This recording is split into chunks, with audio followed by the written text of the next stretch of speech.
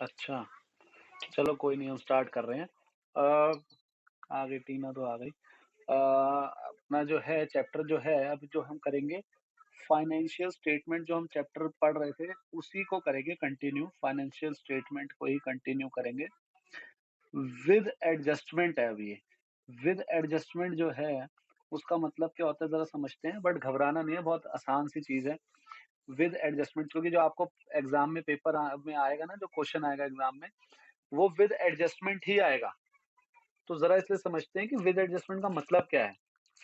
अब पहले समझते हैं विद एडजस्टमेंट का मतलब क्या है। फाइनेंशियल स्टेटमेंट्स तो आपको पता चल गई, मतलब कि ट्रेडिंग, पी&एल और बैलेंस शीट वगैरह जो आप बनाते हो, है ना? तो विद एडजस्टमेंट का मतलब क्या है? विद एडजस्टमेंट का मतलब है कि आपको ना कुछ एक्स्ट्रा इन्फॉर्मेशन दे रखी होगी, एडिशनल इन्फॉर्मेशन दे रखी होगी। तो अब उसका क्या करेंगे, वो ही हमें करना है कि भाई जो एडजस्टमेंट मतलब हो गया, एक एडिशनल इन्फॉर्मेशन दे रखी होगी आपको और उसका कुछ ट्रीटमेंट होगा। तो वो ट्रीटमेंट हमने करना है कि भाई इसको कैसे करेंगे। और याद रखना, आप जो क्वेश्चन करते हो, अभी तक आपने जितने क्वेश्चन करे हैं पिछले चैप्टर में, तो आपने क्या करा, आपको आइटम दी होती थी, आप उठा के क्या करते थे, कोई पी&एल में ले जाते थे, कोई ट्रेडिंग अकाउंट में ले जाते थे, कोई बैलेंस शीट में ले जाते थे। तो आप मुझे ज़रा सोच के बताओ कि वो जो जितनी भी आइटम होती थी, कितनी जगह जाती थी? वो कितनी जगह जाती थी? मतलब जैसे मान के चलो सैलरी दे रखा था, तो वो कितनी जगह जाती थी? 1 जगह जाती थी या 2 जगह जाती थी? पी&एल में चली जाती थी, है ना? ऐसे ही ओपनिंग स्टॉक होता था, एक जगह चले जाता था, या और कुछ भी होता था, वेजेस, तो वो एक जगह ट्रेडिंग में चला जाता था। और आपको पता है वो जो आप आइटम उठाते थे, वो कहाँ से उठाते थे? वो ट्रेडिंग अकाउंट होता था, ठीक है जी? ट्रेडिंग अकाउंट से अब ट्रेडिंग अकाउंट कह रहा हूँ, सॉरी, ट्रायल बैलेंस होता था वो। वो क्या होता था? ट्रायल बैलेंस होता था। ट्रायल बैलेंस से आप आइटम्स उठाते थे और ट्रेडिंग अकाउंट में, पी&एल अकाउंट में और बैलेंस शीट में लिखते थे। ठीक है? तो ये चीज़ आपको याद रखनी है कि आप जो वो आइटम उठाते थे, वो ट्रायल बैलेंस से उठाते थे और ट्रायल बैलेंस आपको बनानी आती है। तो यही तो प्रोसेस है, तभी तो इसको फाइनल अकाउंट्स कहते हैं कि बस इसके बाद कुछ नहीं। मतलब हमने जर्नल सीख लिया, ledger, cash book, other books, फिर हमने डेप्रिसिएशन, ये वो ट्रायल बैलेंस सब सीख लिया और एट द एंड अब हम क्या बना रहे हैं, फाइनल अकाउंट्स बना रहे हैं। और फाइनल अकाउंट्स हमें बताते हैं कि भाई हमें कितना प्रॉफिट हुआ है या हमारे आज के डेट में कितनी एसेट्स हैं, लायबिलिटी हैं, ये सब। तो वो ट्रायल बैलेंस से आप चीजें उठाते हो, ठीक है ना? तो ट्रायल बैलेंस आपको इस क्वेश्चन में भी दे रखी होंगी, वो आइटम्स आपको उठा उठा के लिखनी है जैसे आप करते हो। लेकिन इसमें क्या होंगी, एडजस्टमेंट्स होंगी। तो एक चीज मैं आपको लिख रहा हूँ, उसको ध्यान रखना। जो आप ट्रायल बैलेंस से चीजें उठाते हो ना, ट्रायल बैलेंस से जो चीजें उठाते हो, वो एक जगह ही जाएगी। और अभी तक आपने करा भी है पिछले चैप्टर में। वो चैप्टर विदाउट एडजस्टमेंट था ना, उसमें एडजस्टमेंट नहीं थी। तो आप ट्रायल बैलेंस से चीजें उठाते थे, कितनी जगह लिखते थे? एक जगह लिखते थे, अभी आपने खुद ही बोला है। लेकिन जो एडजस्टमेंट्स होंगी वो हमेशा दो जगह जाएंगी। एडजस्टमेंट्स हमेशा क्या होगा, दो जगह जाएंगी। कभी कभार तो तीन जगह भी चली जाती हैं, लेकिन 99% जो आपके एडजस्टमेंट्स होंगी वो कितनी जगह जाएंगी? दो जगह जाएंगी। एडजस्टमेंट मतलब एडिशनल इन्फॉर्मेशन का मतलब पता है क्या होता है? एडिशनल इन्फॉर्मेशन होती है वो तो ठीक बात है, लेकिन साथ ही साथ आप समझो कि कोई ऐसी चीज़ है जो हम भूल गए हैं करना। मतलब हमने उस ट्रांज़ैक्शन का ट्रीटमेंट नहीं करा है। भूल गए तो नहीं कहूँगा, आप समझो कि कई बार हमने उस ट्रांज़ैक्शन का ट्रीटमेंट नहीं करा है, कुछ और दिक्कत हो गई। तो आप बताओ, जब आप कोई ट्रीटमेंट नहीं करते किसी चीज़ का और अब आप ट्रीटमेंट करोगे, तो आपको पता है एक चीज़ डेबिट होगी और दूसरी क्या होगी? क्रेडिट होगी। इसलिए ये 2 जगह जाती है। एडजस्टमेंट हमेशा 2 जगह क्यों जाती है? कि ऑब्वियसली आपको पता है अकाउंट्स है ही यही, आपकी बुक का नाम ही यही है, डबल एंट्री सिस्टम। मतलब एडजस्टमेंट मतलब कि आप वो चीज़ आपने करी नहीं है और अब करने जा रहे हो। और जब आप अब करने जा रहे हो तो ऑब्वियसली एक चीज़ डेबिट होगी, एक चीज़ क्रेडिट होगी, इसलिए एडजस्टमेंट 2 जगह जाती है और ट्रायल बैलेंस से जो आप आइटम्स उठाते हो वो एक जगह जाती हैं। तो ये पहले तो हमें ये बड़ी बेसिक सी चीज़ याद रखनी है। ठीक है? अब मैं ना आपसे धीरे-धीरे डिस्कस करने वाला हूँ कि एडजस्टमेंट्स क्या-क्या आएँगी आपको और आपको उसका ट्रीटमेंट क्या करना है। फिर से बोल रहा हूँ, रटेंगे नहीं, समझ के करेंगे। क्योंकि ये चैप्टर ऐसा चैप्टर है फाइनल अकाउंट, जो आपके हमेशा आने वाला है। चाहे वो 12th हो, ग्रेजुएशन हो या आप आगे पोस्ट ग्रेजुएशन भी करो, तो आपको ये फाइनल अकाउंट्स तो मतलब बहुत ऐसा चैप्टर है कि भई ये तो हर जगह आपको मिलेगा ही मिलेगा। तो इसलिए बड़े ध्यान से समझना, ये जो एडजस्टमेंट्स अब हम करेंगे, उसको वो क्यों कर रहे हैं ऐसा हम, ठीक है? वो समझ के करना है, रट के नहीं करना। पहले तो एक चीज़ आप याद रखो, आप जैसे 1 अप्रैल 2020 से 31 मार्च 2021 तक का डेटा लेना है ना? आपको मतलब जो बनाते हो आप P&L अकाउंट बनाते हो या ट्रेडिंग अकाउंट बनाते हो, तो वो आप बना रहे हो जैसे 1 साल जो अप्रैल में शुरू हुआ और मार्च में खत्म हुआ। तो आप याद रखना कि आपको इस पीरियड के बीच का एक्सपेंस एंड जो आपकी इनकम वगैरह होती है, एक्सपेंस, लॉस, इनकम वगैरह जो होती हैं, इस पीरियड की जो इस पीरियड से रिलेटेड है ना, वो लेनी होती हैं। P&L में या ट्रेडिंग अकाउंट में जो आप लेते हो, जो इस साल से रिलेटेड होती हैं। चाहे आपने वो पे करी हो, चाहे ना करी हो। एक्रूअल बेसिस ऑफ अकाउंटिंग क्या कहती थी याद करो, कि आपको चाहे आपने कैश में पे करी है या नहीं करी है, लेकिन वो खर्चा हो गया तो रिकॉर्ड कर लो। ऐसे वो सुना था ना आपने जब आपने एक्रूअल बेसिस ऑफ अकाउंटिंग और कैश बेसिस ऑफ अकाउंटिंग पढ़ा था। तो आपको ये याद रखना है कि आपने जो भी आपको पीरियड होगा इस साल से इस साल का जो भी आपको 1 साल का फाइनेंशियल ईयर दिया होगा, तो आपने उस साल से रिलेटेड एक्सपेंस और इनकम डालनी है, चाहे चाहे वो आपको अ, चाहे आपने क्या कर रखा उसको, आपने पे करा है चाहे नहीं करा। मतलब जैसे एक एग्ज़ाम्पल लेते हैं, कोई एक्सपेंसेस सैलरी आपको क्वेश्चन में दिया होगा, क्वेश्चन में कहाँ पर ट्रायल बैलेंस में दिया होगा। जो आपको सैलरी वगैरह दी होती है, कहाँ दी होती है? ट्रायल बैलेंस में दी होती है। मान के चलो दी हुई है 11,000 रुपए। अब ये ट्रायल बैलेंस में डेबिट साइड में सैलरी लिखी होगी 11,000 रुपए। ये आपको क्या शो कर रही है? ये आपको ये शो कर रही है कि आपने इस साल 11,000 रुपए सैलरी पे करी है। मेरी बात समझना ध्यान से, ट्रायल बैलेंस में सैलरी लिखा है 11,000 रुपए। तो ये आपको क्या शो कर रहा है? ये आपको शो कर रहा है कि आपने इस साल 11,000 रुपए सैलरी पे करी है। अब ज़रूरी है कि वो 11,000 इस साल से रिलेटेड हो या ना हो, क्या पता इस साल से रिलेटेड ज़्यादा हो या कम हो। जैसे आपको साथ में बता देगा कि भई हमने जो सैलरी पे करी है ना वो ₹1000 महीना के हिसाब से थी। अगर आप ₹1000 महीना के हिसाब से सैलरी पे कर मतलब सैलरी बनती है तो साल की कितनी बननी चाहिए? साल की कितनी बननी चाहिए? ₹12,000 बननी चाहिए। अगर ₹1000 महीना सैलरी है, आप पे करते हो, तो आपको 12 महीने की कितनी पे करनी चाहिए? ₹12,000 पे करनी चाहिए, लेकिन आपने कितनी पे करी है? क्वेश्चन में क्या दिखा रहा है? 11,000। तो आप मुझे बताओ आपको P&L में कितनी लेनी है? 11,000 या 12,000? मैंने क्या लिखा है? जितनी आपने पे करी है, वो नहीं लेनी। हमें क्या लेना है? जितनी इस साल से रिलेटेड है। तो मुझे बताओगे अभी जो मैंने आपको एग्ज़ाम्पल दिया उसमें हमारी सैलरी जो है, वो P&L अकाउंट में हमें 11,000 लिखनी चाहिए या 12,000? ट्रायल बैलेंस में 11 लिखा हुआ है, लेकिन आपको एक इन्फॉर्मेशन दी हुई है, कह रहा है कि ना सैलरी जो है ₹1,000 महीना बनती है। तो 12,000 बनते तो इस साल से रिलेटेड कितनी हो गई? 12,000 हो गई। तो आपको P&L अकाउंट में 12,000 लेनी है, ना कि 11,000 लेनी है। ऐसे ही क्या पता सैलरी ₹13,000 लिखी हो, लेकिन फिर आपको नीचे इन्फॉर्मेशन लिखी है कि भई ₹1,000 महीना सैलरी है। तो उसके हिसाब से आपको कितनी लिखनी चाहिए? चाहे 13,000 पे करी हो, चाहे 1,13,000 पे करी हो। उस साल से रिलेटेड कितनी है? वो 12,000 है तो हम 12,000 लेंगे। मेरी बात समझ रहे हो मैं क्या कहना चाह रहा हूँ? कहने का मतलब है कि हमको एक्सपेंस और इनकम हाँ, सब इन्फॉर्मेशन दी होगी, बट मैं आपको एक बेसिक चीज़ बता रहा हूँ, इसको रटना नहीं है। हम एक्चुअल में जो बनाते हैं ना P&L अकाउंट, ट्रेडिंग अकाउंट, वो एक फाइनेंशियल ईयर का बनाते हैं और हमने अकाउंटिंग में क्या सीखा है कि भई हम तो एक्रूअल बेसिस ऑफ अकाउंटिंग को फॉलो करते हैं। एक्रूअल बेसिस ऑफ अकाउंटिंग क्या कहती है कि आपने खे खर्चा पे करा है, चाहे नहीं करा, आपको उसको श लिखना है। तो हम यहाँ पर इस साल का प्रॉफिट या लॉस निकाल रहे हैं। कौन से साल का? जो साल 1 अप्रैल 2020 से 31 मार्च 2021 तक चला है। तो हम उस साल का प्रॉफिट या लॉस निकाल रहे हैं। तो हमें क्या लेना चाहिए? उस साल से रिलेटेड खर्चे और इनकम लेने चाहिए, चाहे वो हमने पे करे हों, चाहे ना पे करे हों, चाहे ज़्यादा पे करे हों, चाहे बहुत ज़्यादा पे करे हों, चाहे बहुत कम पे करे हों, चाहे ₹1 भी ना पे करा हो। लेकिन अगर वो उस साल से रिलेटेड है, तो हमें लिखना पड़ेगा। बात समझ आ गई आप लोगों को? चाहे आपको देखो सैलरी यहाँ पर 0 लिखी होती, 0 लिखी होती तो इसका मतलब सोचो लिखी नहीं हुई। फिर भी क्वेश्चन में लिखा है कि ₹1,000 महीना हमें सैलरी पे करनी थी, तो भी हम 12,000 लिखेंगे क्योंकि ये खर्चा तो इस साल से रिलेटेड ही है ना। हमने पे नहीं करा दैट इज़ डिफरेंट थिंग। लेकिन आपके ₹1,000 महीने की सैलरी के हिसाब से ₹12,000 बनते थे ना पे करना। अब आपने करे या नहीं करे हैं, हमें इससे फ़र्क नहीं पड़ता।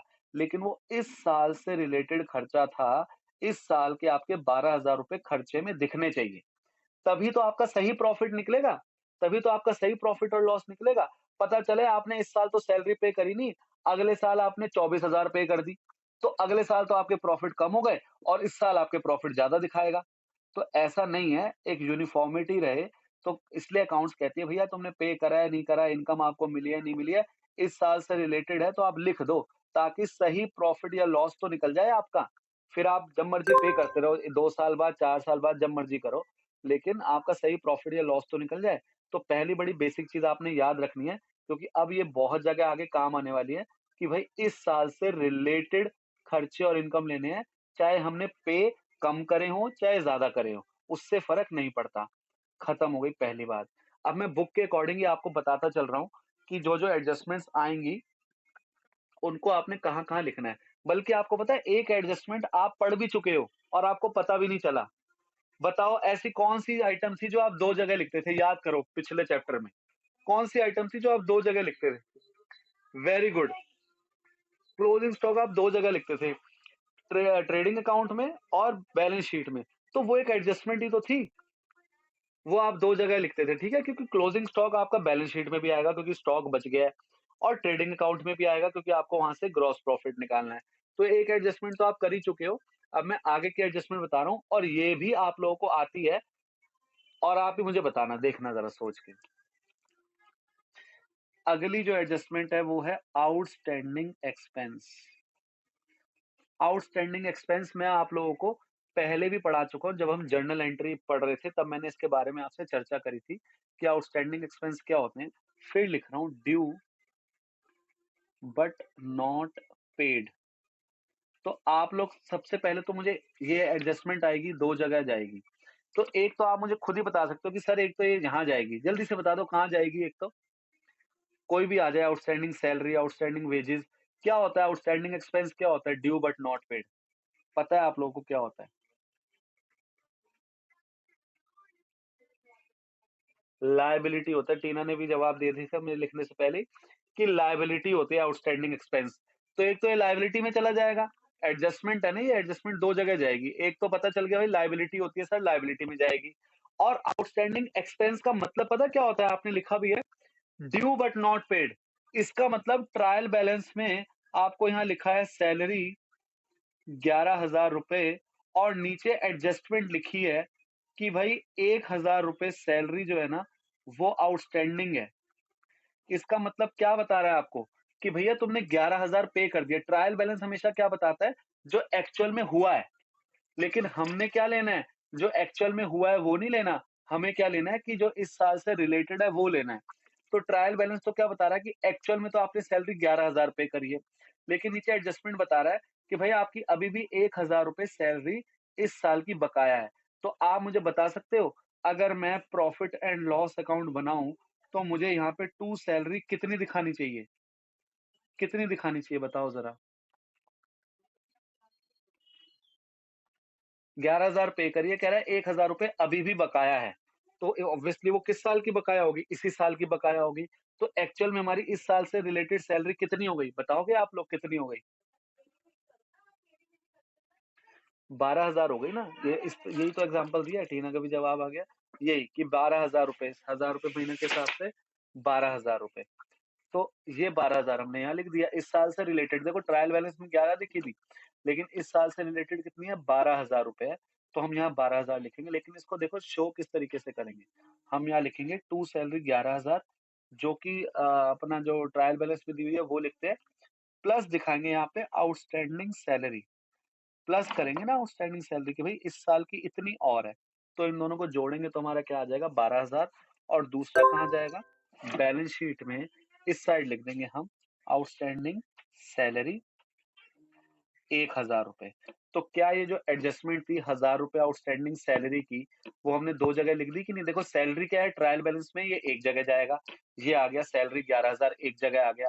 एडजस्टमेंट 1,000 रुपए की क्या कहा था? 2 जगह आएँगी। तो 1,000 रुपए यहाँ आ गई, 1,000 रुपए यहाँ आ गई। तो एडजस्टमेंट 2 जगह आ गई और से जो ट्रायल बैलेंस में आइटम थी वो एक जगह आ गई। इसमें कोई डाउट है तो पूछ लो जो मैंने अभी कराया है, वरना तभी मैं आगे बढ़ूँ। ये वाला समझ आ गया आप लोगों को जो मैंने पढ़ाया है? इसमें तो कोई डाउट नहीं है? ठीक है, आगे बढ़ते हैं। ये हो गई पहले नंबर की, अब दूसरी आती है दूसरा आएगा प्रीपेड एक्सपेंस। प्रीपेड एक्सपेंस इसका मतलब होता है पेड इन एडवांस, हमने एडवांस में पे कर दी। तो एक तो आप जल्दी से बता सकते हो, एडजस्टमेंट है, 2 जगह जाएगी। एक तो आप जल्दी से बता सकते हो कहाँ जाएगी ये? कहाँ जाएगी? एक आपको जल्दी से बताओ मुझे, एक आप लोगों को पता है क्योंकि। प्रीपेड एक्सपेंस क्या होता है? ये बता दोगे तो आपको खुद ही जवाब आ जाएगा। नहीं, नहीं, ठीक है, P&L में तो जाएगा, ठीक है। पर प्रीपेड एक्सपेंस क्या होता है? मैंने क्या बताया था? प्रीपेड एक्सपेंस क्या होता है? एसेट, तीनों का जवाब आ गया एसेट, वेरी गुड। तो हमने पढ़ा था कि प्रीपेड एक्सपेंस जो है वो एसेट होता है। एसेट कैसे होता है कि हमने एडवांस में पे कर दिया, अब हमें अगले साल पे नहीं करना पड़ेगा। अब हमें क्या होगा? अगले साल पे नहीं करना पड़ेगा। तो इसलिए एक तो ये एसेट हो जाती है और आप याद करो, आप अकाउंटिंग इक्वेशन में बनाते तो थे। प्रीपेड एक्सपेंस एसेट के अंडर बनाते थे, आउटस्टैंडिंग एक्सपेंस आप लायबिलिटी के अंडर बनाते थे। तो वही तो है ये। तो एक तो हमें पता चल गया कि प्रीपेड एक्सपेंस जो भी होगा, prepaid salary, prepaid rent, prepaid wages, कुछ भी नाम से आ जाए, कोई भी खर्चे के नाम से आ जाए, तो एक तो वो एसेट साइड में चला जाएगा। ये लो, मैं अभी पहले चलो पहले P&L, और दूसरा P&L में जाएगा। अब इसका देखो कैसे आएगा, इसका क्वेश्चन कैसे आ सकता है? ट्रायल बैलेंस बना होगा, यहाँ लिखी होगी सैलरी 13,000 रुपए, वही एग्जांपल ले रहा हूँ जो ऊपर लिया था। फिर नीचे एडजस्टमेंट लिखी होगी कि आपने भाई प्रीपेड सैलरी पे कर दी है 1,000 रुपए। इसका मतलब क्या कह रहा है वो? कह रहा है आपने, देखो ट्रायल बैलेंस क्या बता रहा है कि भैया आपने इस साल 13,000 रुपए पे कर दिए सैलरी को। सैलरी के रिगार्डिंग आपने 13,000 रुपए पे कर दिए। लेकिन नीचे एडजस्टमेंट बता रहा है भाई 1,000 तो आपने अगले साल की पे कर दी। तो इस साल से रिलेटेड कितनी हुई? वही जवाब आ जाएगा आपका फिर से। P&L अकाउंट बनाएँगे, यहाँ लिख देंगे टू सैलरी, कितना लिख देंगे? 13,000 रुपए। यहाँ तो वही अमाउंट आएगा जो ट्रायल बैलेंस में लिखा है। फिर प्रीपेड क्या कर देंगे? माइनस कर देंगे। क्यों? क्योंकि हमें बाहर वाले कॉलम में कितना दिखाना है? 12,000 दिखाना है। बात समझ आ रही है? बाहर वाले कॉलम में हमने कितना दिखाना है? 12,000 दिखाना है। इसलिए हम क्या करेंगे? 1,000 रुपए माइनस कर देंगे। 13,000 पे करी है, ये एक्चुअल है, ये एक्चुअल चीज़ है जो आपने एक्चुअल में पे करी है। लेकिन हमें क्या लेना होता है P&L अकाउंट में? जो हमें इस साल से रिलेटेड है। तो क्वेश्चन कह रहा है भैया 1,000 रुपए तो आपने इस 13,000 में से अगले साल के पे कर दिए।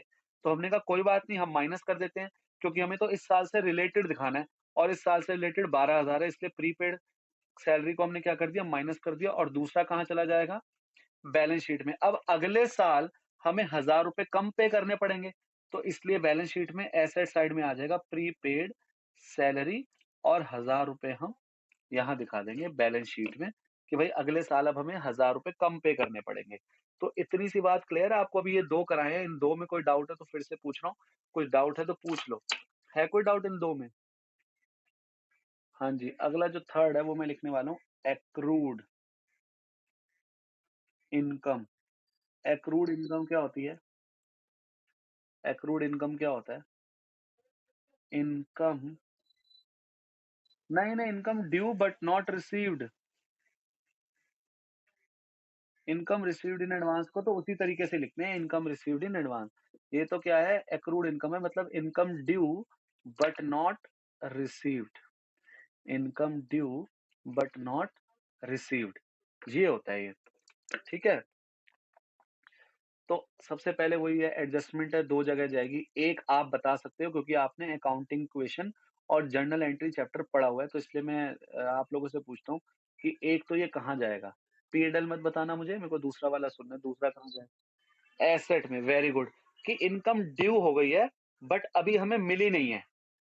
तो ये एक तो ये हमारी क्या है? एसेट है। तो एक तो ये एसेट साइड में चली जाएगी।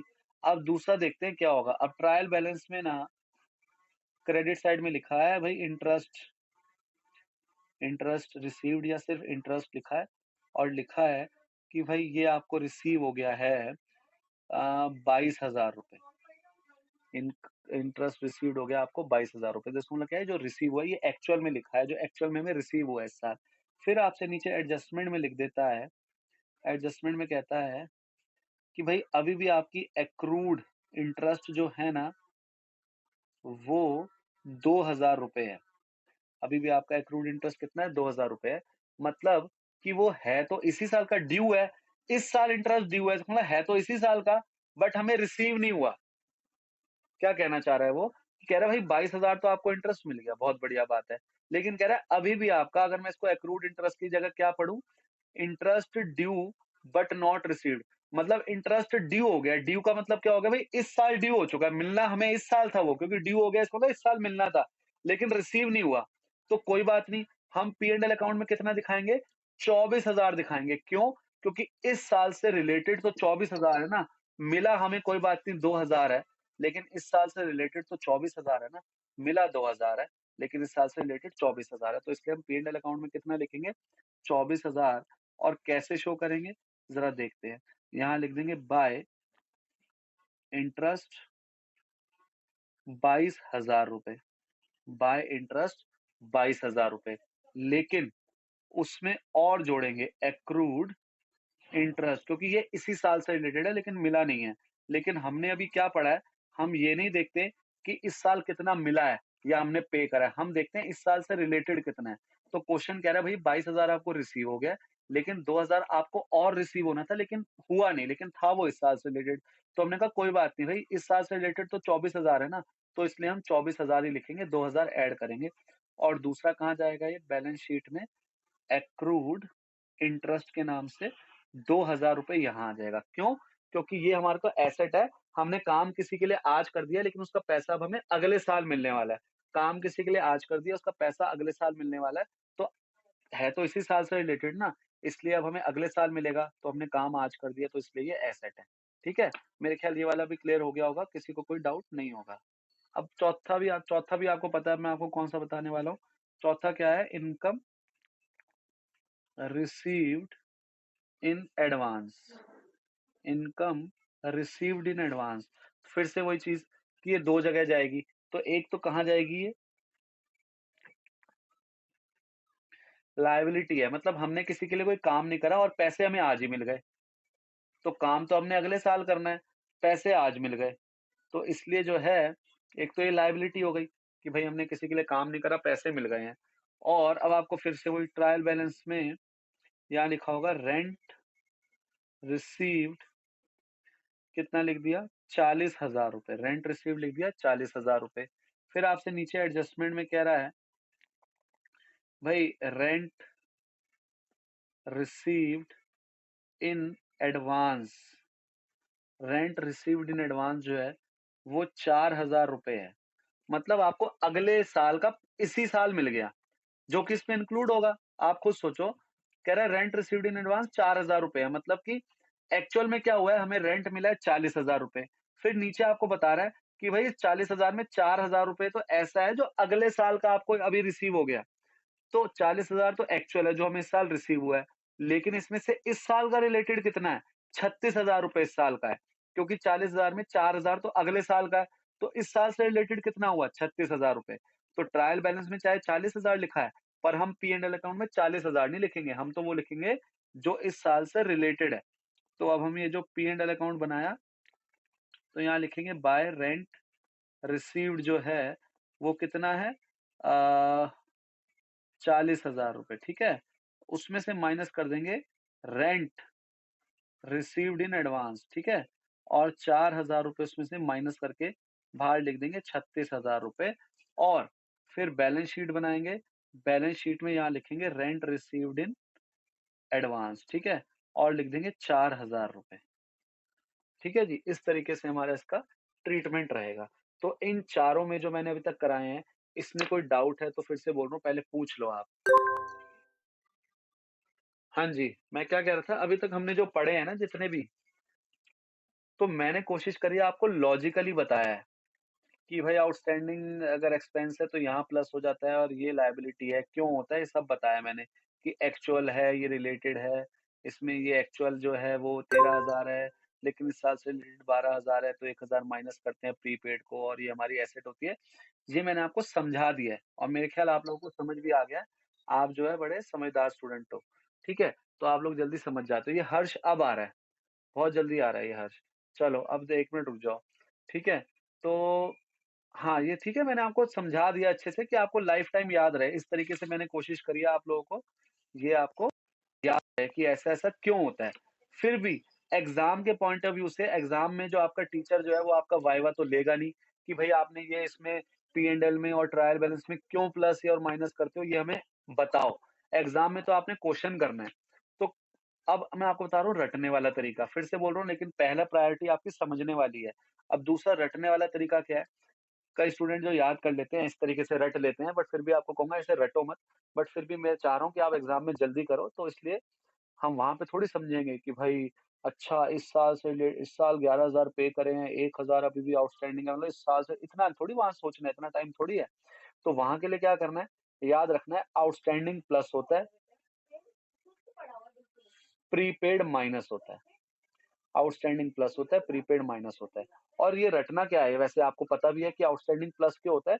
क्योंकि इस साल हमने अभी पूरा पे नहीं करा और इस साल से रिलेटेड है। प्रीपेड माइनस क्यों होता है? क्योंकि हमने ज़्यादा पे कर दिया तो अगले साल का इसलिए हटा रहे हैं। तो कई स्टूडेंट्स को ऐसे रट लेते हैं, भई आउटस्टैंडिंग प्लस होता है, प्रीपेड माइनस होता है और आउटस्टैंडिंग जो है वो लायबिलिटी होती है। हाँ जी, 5th है डेप्रिसिएशन। डेप्रिसिएशन का भी बड़ा सिंपल सा आएगा आपको। मान के चलो आपको ट्रायल बैलेंस में मशीन दे रखी है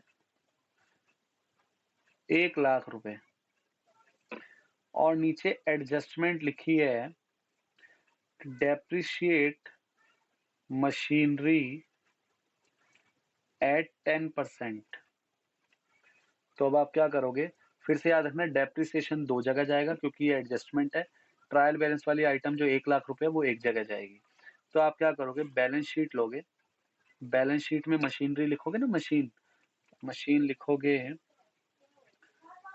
1,00,000 रुपए और इसमें से डेप्रिसिएशन माइनस कर दोगे।